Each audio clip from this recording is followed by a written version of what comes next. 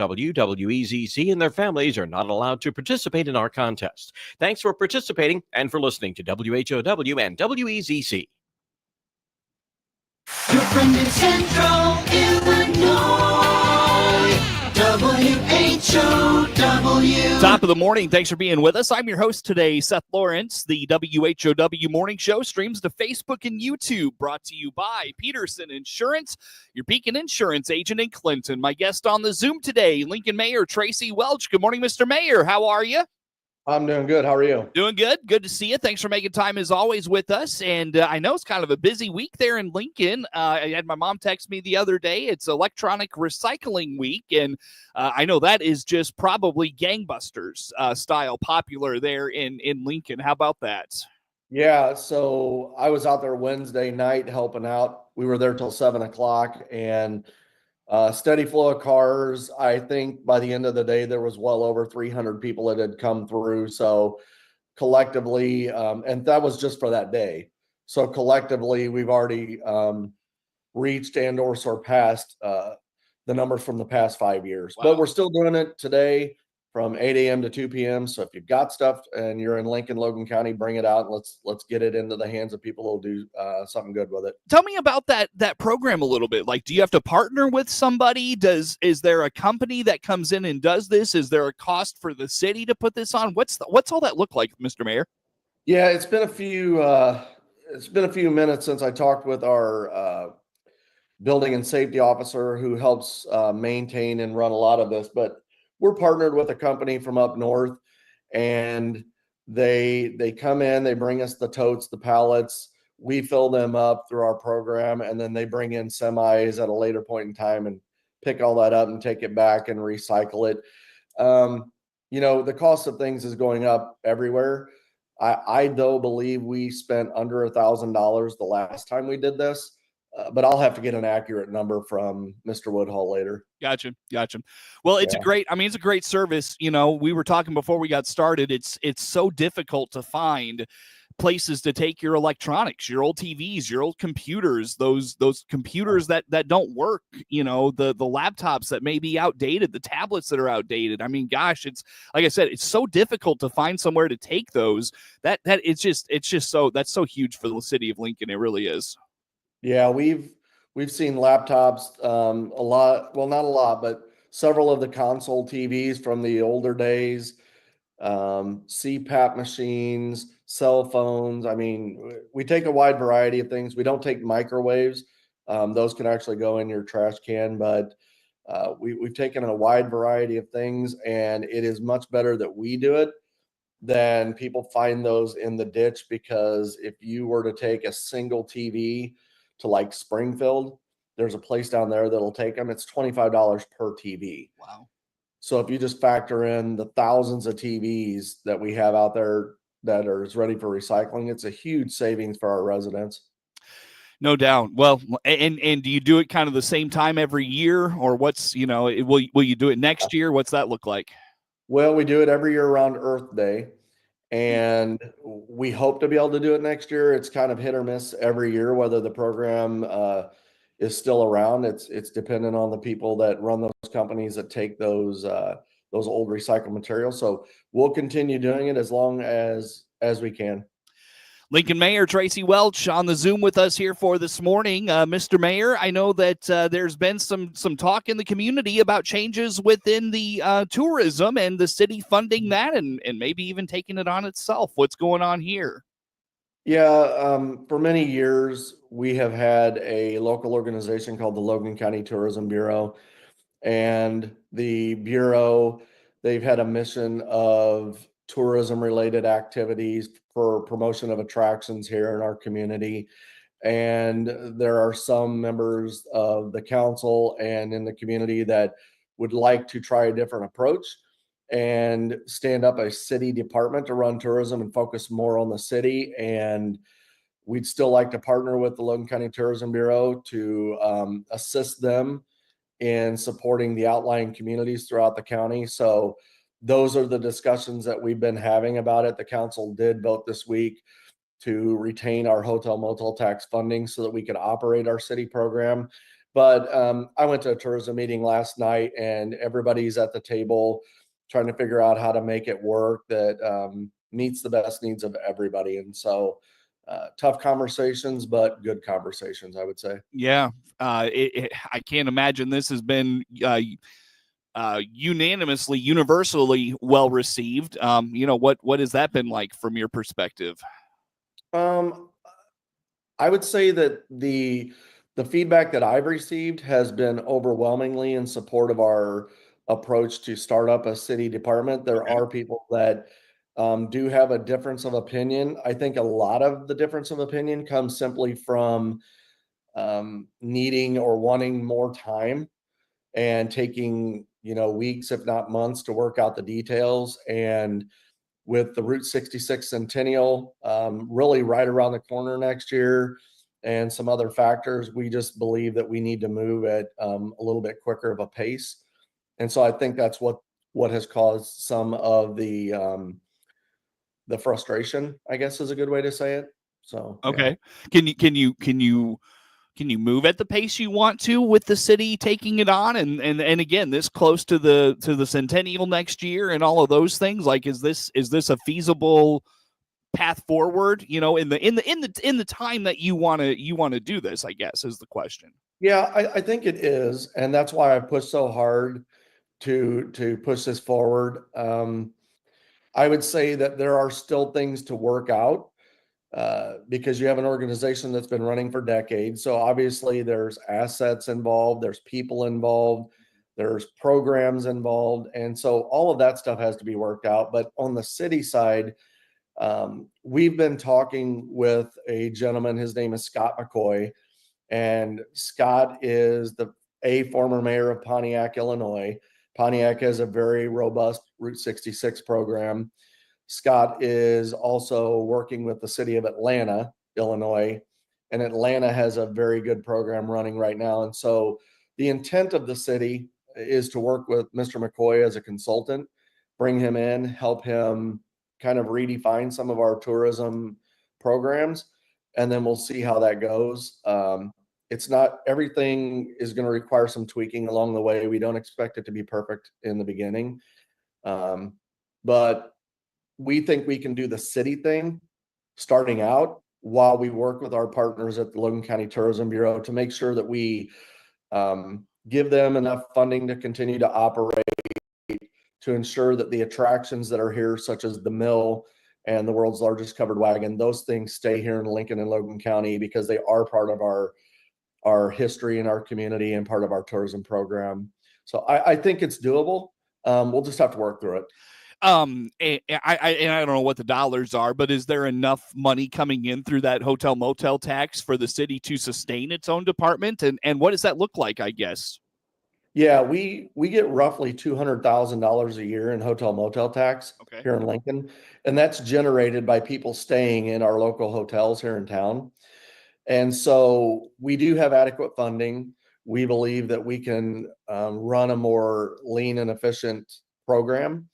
The Bureau has ran for many years, and the Bureau, the people that work there do a good job. It's just that a lot of their costs go to overhead, simple things like salaries and renting buildings and insurance. We've already got that infrastructure under the city, and we think that those dollars that we would save in that respect can be put into other tourism programs. So, Mm-hmm. yeah. You mentioned withholding those from the Logan County tourism side. How do you use it, but still wanting to support them? How do you support them if you're not going to support them financially? Yeah, so the Bureau, they actually have something called a CVB, and it's a Convention and Visitors Bureau status that's certified by the state of Illinois and DCEO. And that program, they give an annual grant every year. Ours is roughly down here about $40,000 a year. There has to be a 30% match this year. It starts to be 40 next year. The city believes that if we can give the program $25,000, that we can turn around and ask our partners over at the county if they will then contribute a matching amount. And if they can do that between the grant and the funding that we could provide, we believe it's enough to operate their program. and then see how that goes for a while. Maybe we improve that later on down the road. And then if they were to transfer assets or be able to, there is the mill, and their staff's operating out of the mill right now. So the idea is that we would allow them to continue to operate out of that attraction. Yeah, well, and I forgive me if I'm maybe making assumptions that aren't true, but I in the back of my mind as you're talking there, I wonder, are relationships, and I don't know, I'm just asking, are relationships fractured because of this to the point where they may not want to work with the city on that, even if it is to their benefit on some of those things? I don't think so. Obviously, there's a difference of opinion here among some people, but based on my meeting last night with the Tourism Bureau, and we were there for I think a couple hours almost. Um, I think everybody is wanting to work this through and do what's best for Lincoln and Logan County. I have no doubt about that. It's just a matter of how we get there, because there's things that have to be discussed and decisions that have to be made, like what funds go into marketing programs and staffing and salaries. And the depot, they have been in the depot building since we got the depot building back. Well, it's a lot of building for them. It comes with some inherent problems being right next to the weight station for the Amtrak. There's some safety concerns. They spend a lot of time working with Amtrak customers. So those type of things I think will be alleviated. So we'll just have to find out, what the future of the depot building looks like. I have no doubt that we'll put it to good use. But again, things we know we're going to have to address. We just haven't got there yet. Gotcha. Yeah. Yeah. And I'm jumping ahead, putting the cart before the horse a little bit on some of those things. So no, you're asking all the right questions. They're the ones that we're asking. It's just, how do we get a city department stood up, get it moving? How do we take care of the Bureau and their needs and make sure they can continue? And then we'll work through the finer details. Yeah. Well, and I don't mean to sound skeptical, but just if I was a resident in Lincoln, I would probably hear this and just think, like, government tends to work slow. That's just its nature, right? That's what I would worry about, is like, you do this so close to that, next year, big year for 66 and all those things. It's like, can you really get it up to speed in the time you want to? But that's, like I said, I'm sure that's, you've thought about those things and trying to put that together in a timely manner. I mean, that's one of the big questions is Route 66, the Centennial. Route 66 comes through our downtown area and through our community. And so the Bureau has been working on a grant for some attractions, like there's a big donut and some Lincoln letters and some benches that'll add to the attractions here in Lincoln. But we believe that by bringing in the consultant that we're going to bring in, that it gives us a better chance of getting ahead of that. Obviously, there's some missed opportunities already. A year is not a long time to put a program together of that magnitude, but we're confident that the consultant that the city is looking at going with can help us do as good of a job as possible of leveraging that opportunity. Sounds good. Mr. Mayor, good discussion. Where do folks go for all things Lincoln, Illinois to keep up with the latest? I would recommend at this time going to lincolnil.gov or the City of Lincoln Facebook page. We're putting a lot of stuff out there right now. So I would go there. Very good. Lincoln Mayor Tracy Welch, my guest on the Zoom. More to come with the mayor on the morning show. WHOW.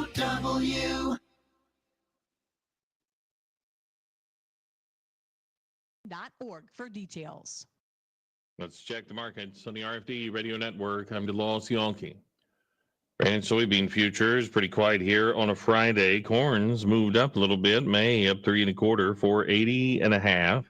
July up 3 1/2, 487.5. December up 1/4, 456 3/4. Soybeans are on both sides. May down 1 3/4, 1051 1/4. July down 1 1/4, 1060 3/4. November up 1 1/2, 1037. May wheat up 2 3/4, 532. KC up 2 3/4, 540.5. Livestock is also mixed. May lean hogs up 32, 92.27.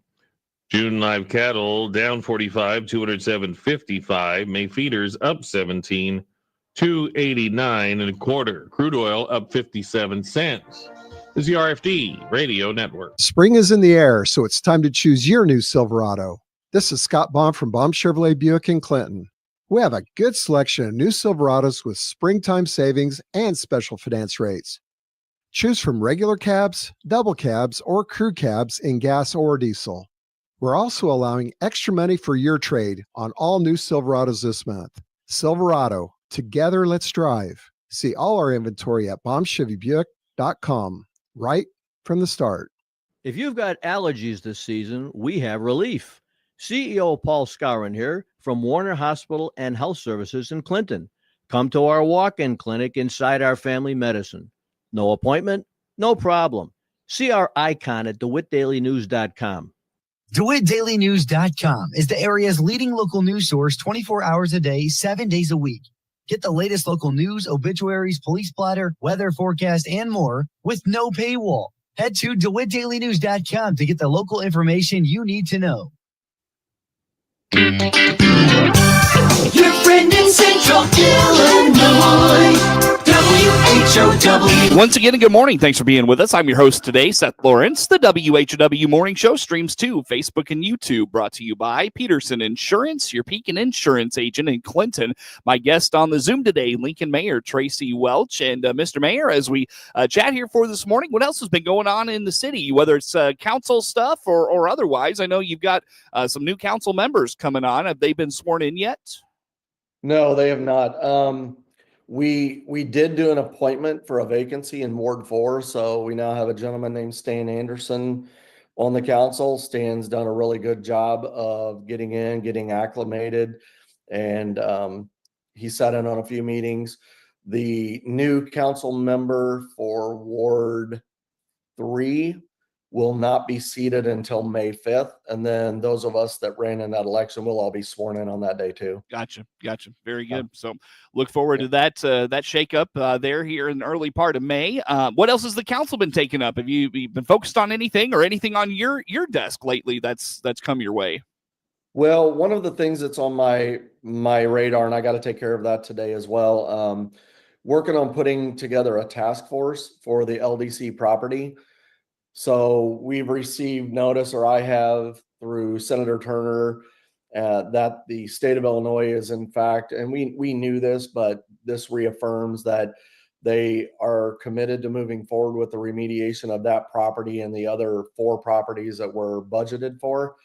And so the deputy governor is waiting to come down and talk with us. I've already reached out to a few people that want to be a part of that task force. And really our mission is going to be come up with some ideas for that property and what it could be for Lincoln once remediated. So that's been something I've been working on too. Nice. That'll be huge. I mean, that property has just been, ever since it closed in, when was that? The 90s, early to mid 90s that closed? I think 2002. Was it 2000s? Okay. I couldn't remember, but man, ever since it closed, it has just been, I don't want to say an eyesore. It's kind of tucked back in there. Like if you didn't know what you were looking for, you probably wouldn't notice. You probably would, I guess, but I don't know. It's just kind of fallen into disrepair in a lot of ways.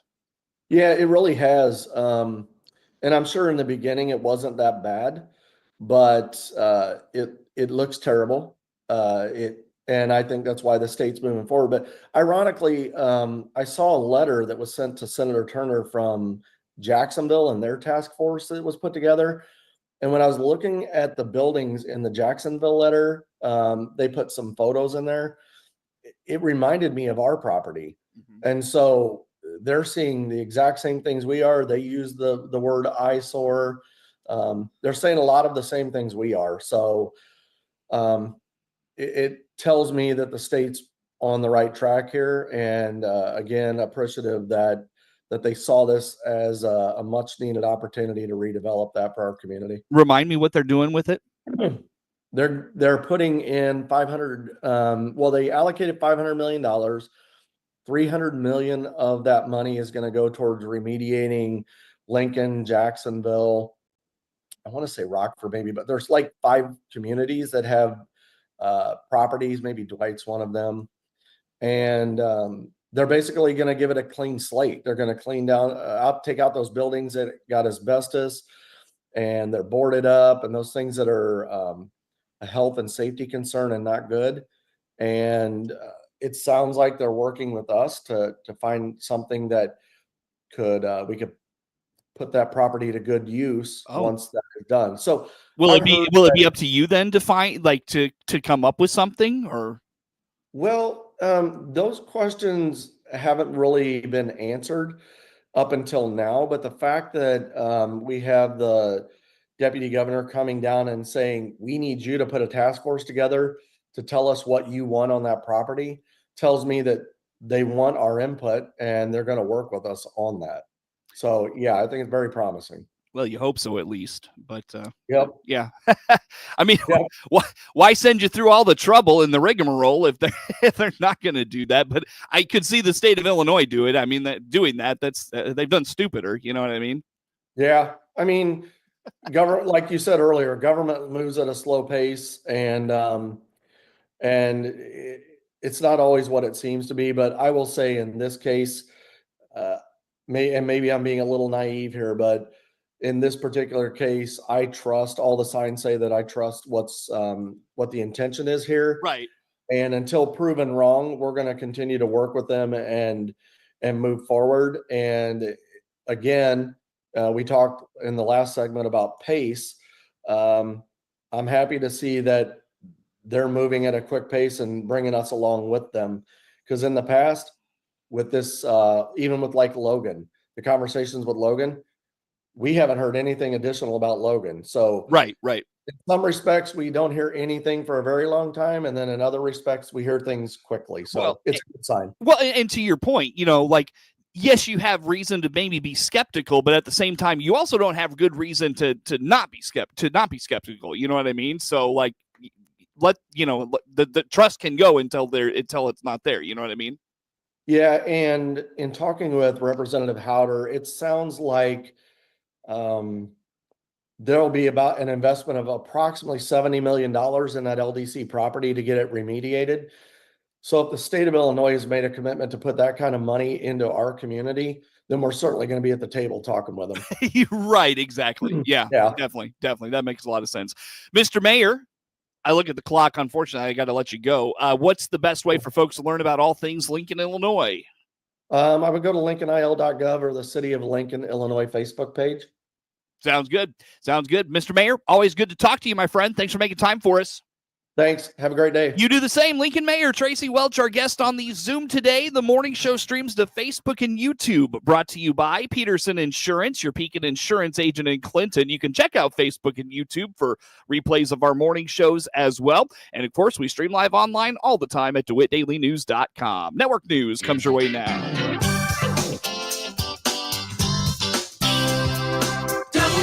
WHOW.